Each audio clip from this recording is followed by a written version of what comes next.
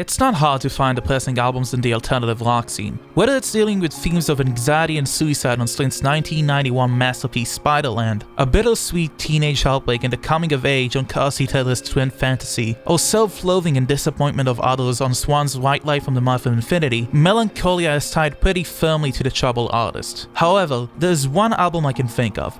One album that showcases the absolute deepest, lowest depths a man's psyche is able to reach. A record that serves as a black hole, a vacuum which no happiness or joy can derive from. Today, we are going to be talking about Deathconsciousness and the collapse of the human spirit.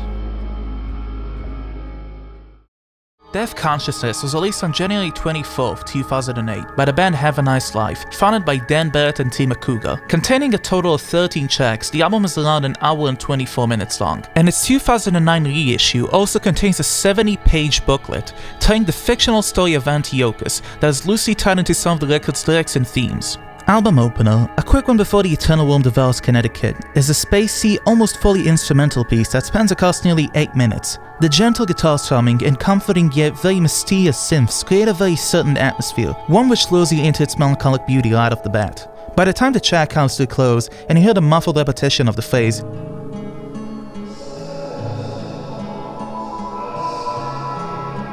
you get a sense like you're about to embark on a journey. The next song on the record, Blood Hail, is arguably the most well-known in Have a Nice Life's discography. Kicking right off with an extremely loud and distorted bass line, it details the story of an apathetic hunter attempting to kill God using a human-made staircase, and succeeding. Of course, these lyrics also have a more symbolic meaning, referring to Dan's crippling depression and the nature of human indifference. While the song in question is undeniably dark and downbeat, it still has a sort of twisted, triumphant side to it.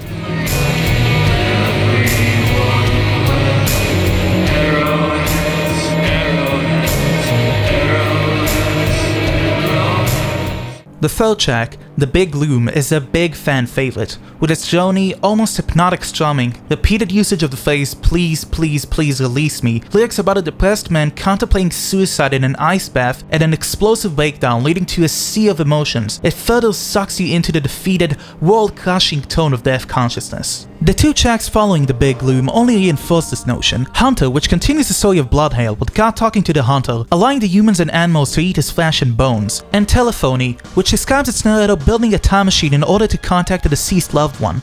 Who Would Leave Their Son Out in the Sun sonically stands as one of the darkest, most emotionally vulnerable moments on the album, with a similar, desperate musical style to Eternal Worm, although this time around replete with lyrical content about the denials of Christ. There Is No Food is another instrumental number, driven mainly by keyboards and an ever-growing noisy drone that makes you feel like you're slowly losing a grip on reality. Side B starts off with a different, yet ever so disturbing noisy drone, until the guitars hit, and then you're suddenly thrust with one of the heaviest songs on the album, waiting for black metal records to come in the mail. A riff-driven monster that shows just how good Dan and Tim are at trying wildly different styles on one record, not being held back by one specific genre constraints.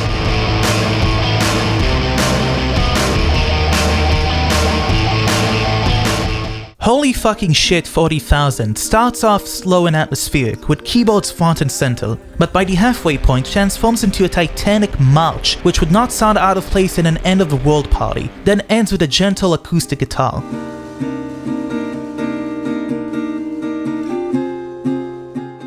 The final instrumental piece on Deathconsciousness, The Future, is claustrophobic and plotting, to the point where it sounds robotic, lifeless, threatening, almost like the band is warning us to not make mistakes that will make our actual future become this horrifying. As we enter the last 3 tracks of the album, the darkness has nearly fully enveloped everything. The song Deep Deep has the narrator desperately asking, "Jesus Christ, why is love so lonely?" The earth-shattering percussion and the heavy-as-all-hell riff serve in conveying the emotional dismay Dan Barrett was feeling while writing and singing these lyrics. That being said, nothing could prepare you for the next track, I Don't Love, the absolute climax of this entire record. If I had to summarize the entirety of Deathconsciousness into one song, it'll be this one. From the deafening walls of feedback and distortion, to the cold and static drumming, to the soul-crushing lyrics crying out, "I don't feel anything where this love should be." This is the black hole, the vacuum, and the only silver lining in all of it is the sweet release of death.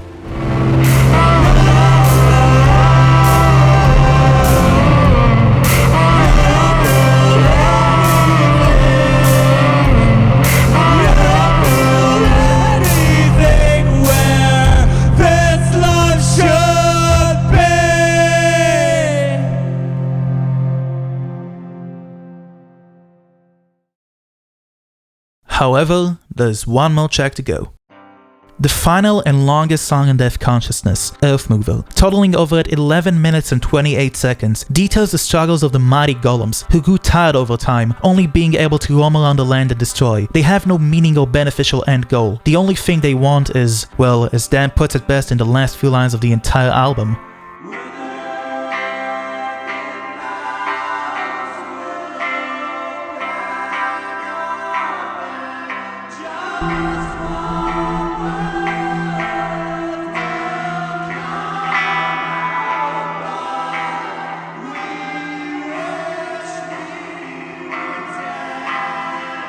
the track then explodes into a cacophony of emotions. Everything the record has been leading up to pays off here. I can't even describe it with words, it's truly something you have to experience for yourself to fully understand.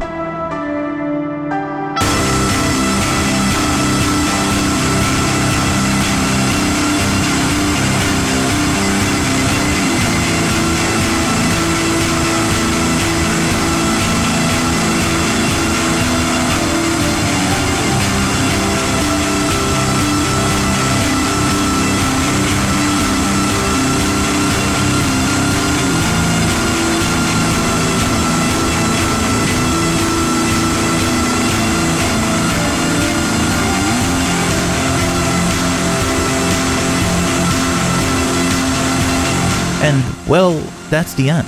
When Deathconsciousness was released in all its lo-fi glory, it initially went under the radar, but as time went on, with a great help from internet music forums and word of mouth, the record grew a cult following status for its unique genre-blending style, its resonant lyrics, and any other reason that makes it the brilliant piece of art it is. Have a Nice Life went on to release small EPs, demo compilations, live albums, and 2 more studio LPs. Dan also branched off into his own side project, Giles Corey, who released 2 EPs and 1 fantastic self-titled LP. And Tim has been in multiple side projects, with the first one that comes to mind being The Flowers of St. Francis.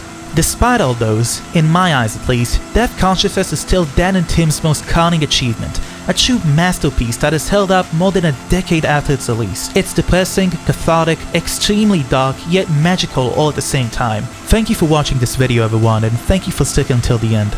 Deathconsciousness is a record that's been very essential to me ever since I listened to it, and it's been a very big comforting factor for me through some pretty dark times. But anyways, I'll see you all later. My name is Zio Vals. Take care and stay safe.